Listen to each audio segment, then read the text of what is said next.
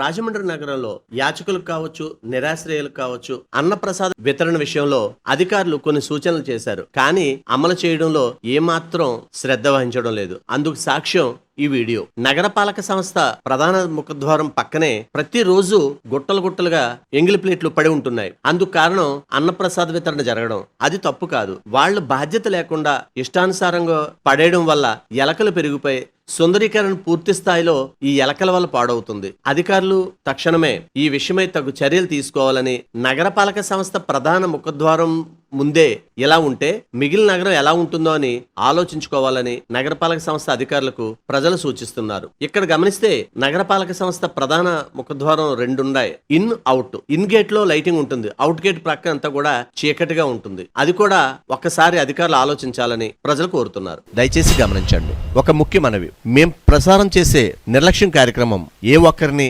అవమానపరచాలని గాని, తక్కువ చేయాలని గాని మా ఉద్దేశం కాదు. కేవలం రాజమండ్రి నగరం బాగుండాలని మా ఈ నిర్లక్ష్యం కార్యక్రమం ముఖ్య ఉద్దేశం. ఇలాంటి చాలా ఉన్నాయి, ఇంకా దాచాం కుప్పలుగా.